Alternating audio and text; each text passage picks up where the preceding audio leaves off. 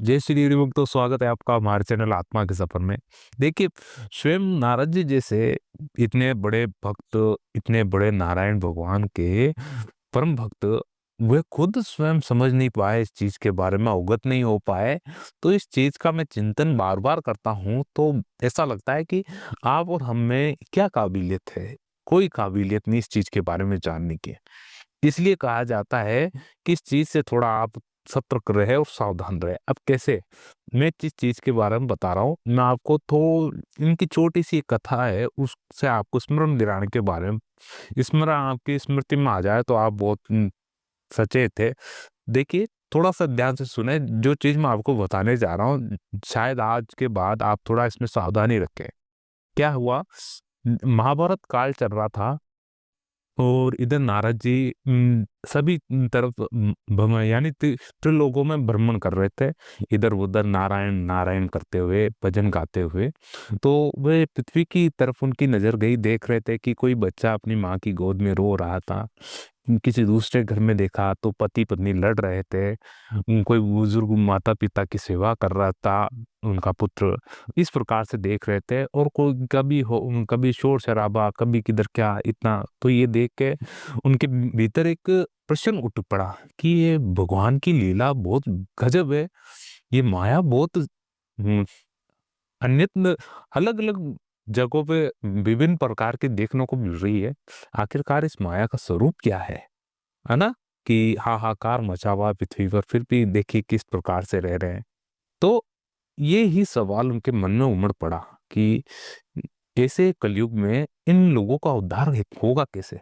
तो महाभारत काल चल रहा था और उनकी स्मृति में आ गया कि इस युग में अभी द्वापर युग में श्री कृष्ण का अवतार हो रखा, अर्थात मेरे नारायण का अवतार श्री कृष्ण रूप में हो रखा है। तो चलते हैं। तो वहां जाते हैं तो वो द्वारका में वहां पर मिलते हैं उनको। वो नारायण नारायण करते हुए श्री कृष्ण के समक्ष उपस्थित हो जाते हैं।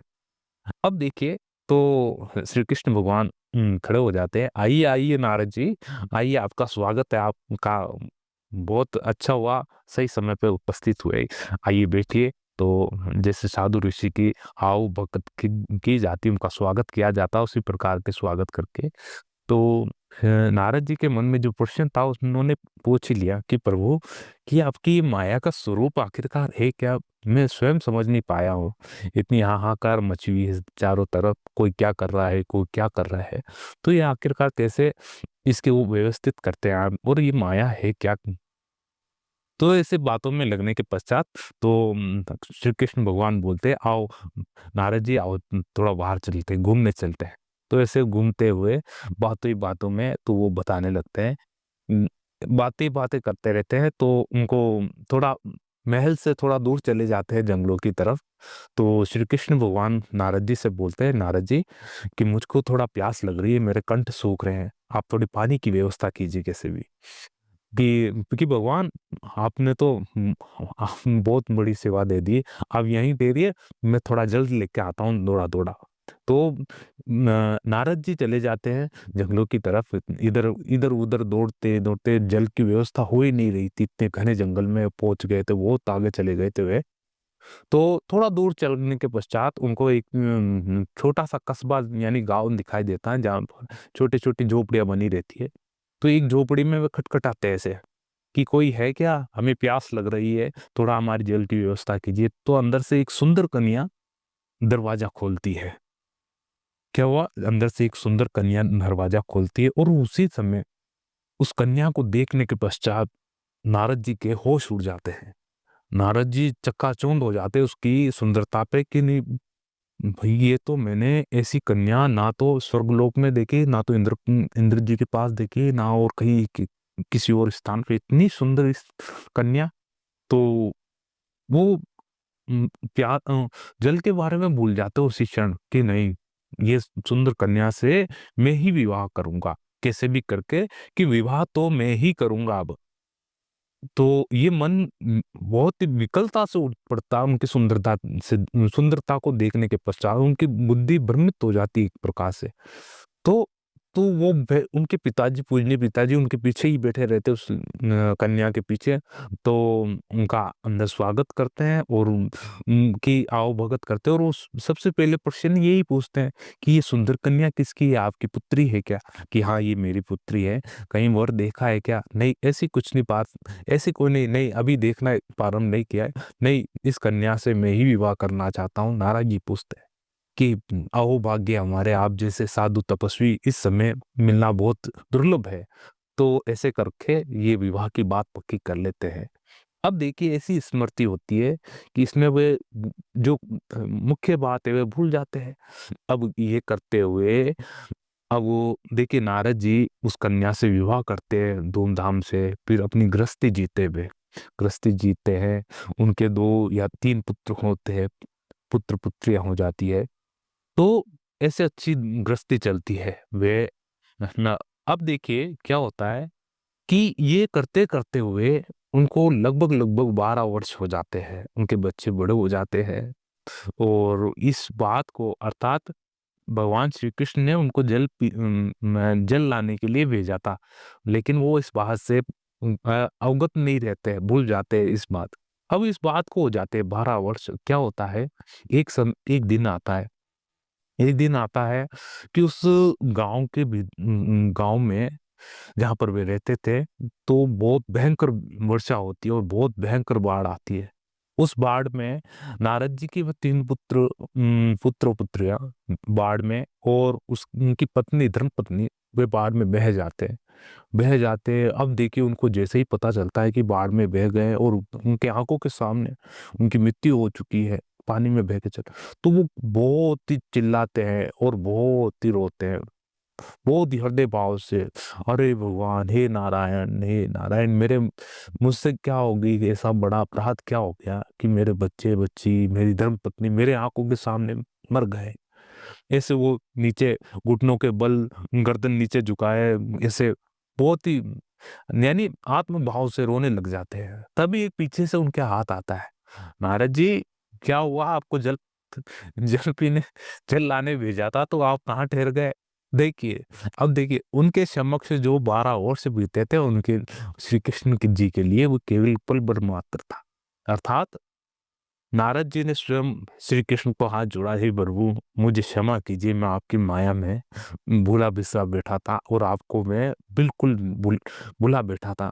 तो नारद जी कहते हैं कि प्रभु ये कैसे संभव है प्रभु, कि हम जैसे मेरे जैसा विद्वान भी आपके जो निरंतर आपका प्रभु का नाम लेता है, बुद्धि भ्रमित हो गई और उस माया में फंस गया। तो ये पृथ्वी पे आम मानव रहते हैं, आम जन रहते हैं, उनका कैसे बल होगा कि सब पर जो मेरा नाम स्मरण करता रहेगा उसका स्वयं साक्षात कल्याण होगा ही होगा, कैसे भी करके।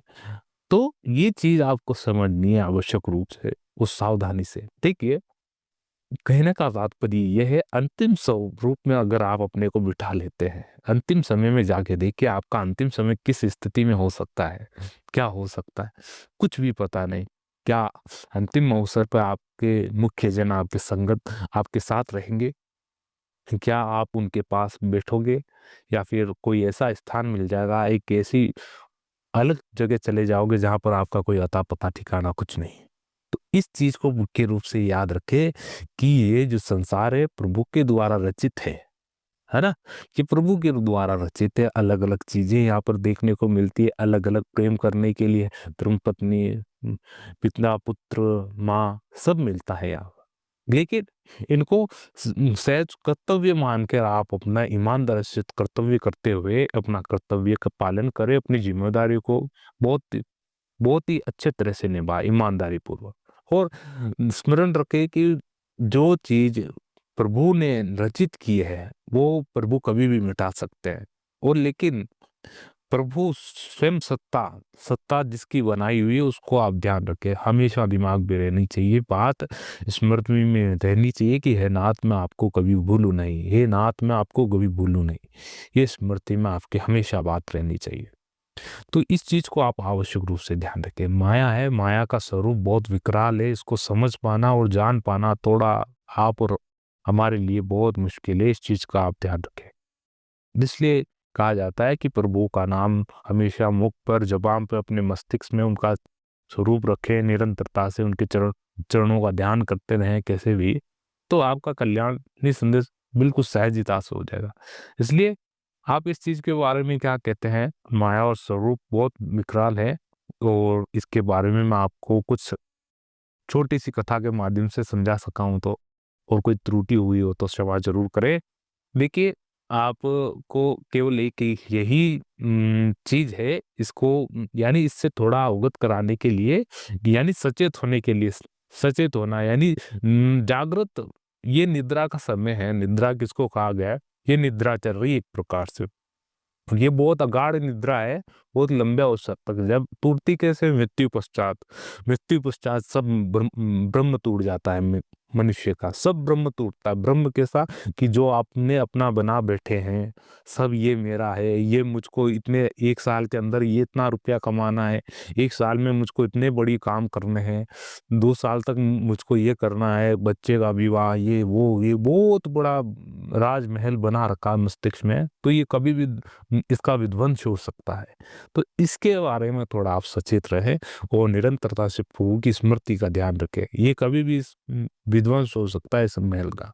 तो इस चीज़ के बारे में आप थोड़ा सचेत रहें और निरंतरता से प्रभु का नाम की एक पोटली बाँध ले, बहुत उसमें भरा हुआ रहना चाहिए, वे कभी खाली ना हो। वो ही जा सकती, और कुछ भी जा नहीं सकता है। तो मिलते हैं अगली वीडियो में, जब तक के लिए जय श्री हरि। ओम नमो भगवते वासुदेवाय।